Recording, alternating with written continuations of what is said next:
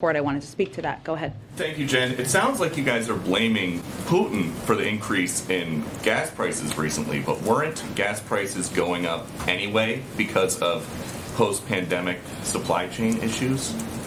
Well, I think there's no question that, as we have seen, and outside analysts have conveyed this as well, the increase in the anticipated continued increase, which is, I think, what some of your colleagues were asking about, that is a direct result of the invasion of Ukraine, and also there was an anticipation of that was factored in as gas prices have gone up. So you say that you're going to do everything that you can to reduce the impact that high gas prices have on Americans.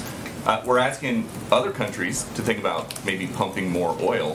Why not just do it here? Well, to be very clear, federal policies are not limiting the supplies of oil and gas. Let me finish.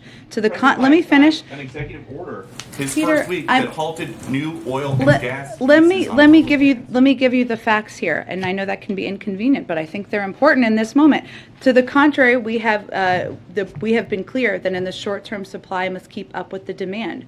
We are, and here and around the world, will we make the shift to a secure, clean energy future. We are one of the largest producers with a strong domestic oil and gas industry. We have actually produced more oil. It is at record numbers, and we will continue to produce more oil. There are 9,000 approved drilling permits that are not being used. So the suggestion that we are not allowing companies to drill is inaccurate. The suggestion that that is what is hindering or preventing gas prices to come down is inaccurate. Would President Biden rescind his executive order that halts new oil and natural gas leases on public lands? Well, 90% of them happen on private lands, as I'm sure you know, and there are 9,000 unused approved drilling permits. So I would suggest you ask the oil companies why they're not using those if there's a desire to drill more. Would President Biden ever undo his executive order that stopped the construction of the Keystone XL pipeline?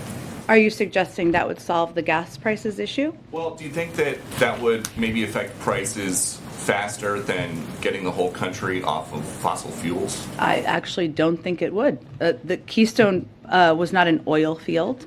It's a pipeline. Yeah. Also, the oil is continuing to flow in just through other means.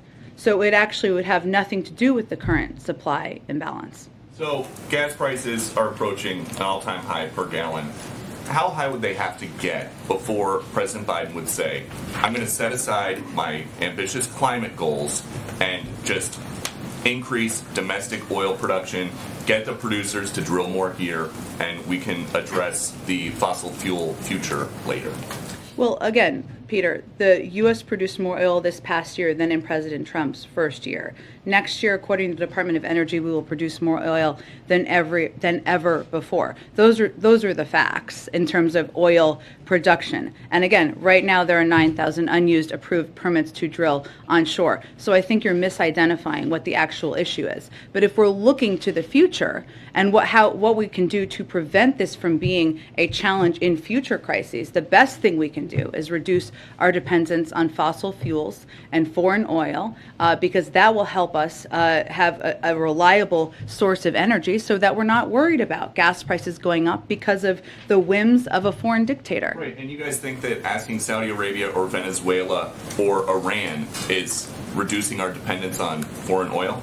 That's actually, I just outlined each of those specific scenarios and the range of discussions that we're having with each of those countries. I don't think anybody is advocating for Iran to continue acquiring a nuclear weapon, perhaps except for the former president who pulled us out of the deal. If you enjoyed this video, hit like and subscribe to our channel so you'll be sure to see similar videos from BlazeTV with the added bonus of signaling YouTube that your voice and opinion still matters. And if you're looking for more great conservative content, check out one of the 2 videos suggested here.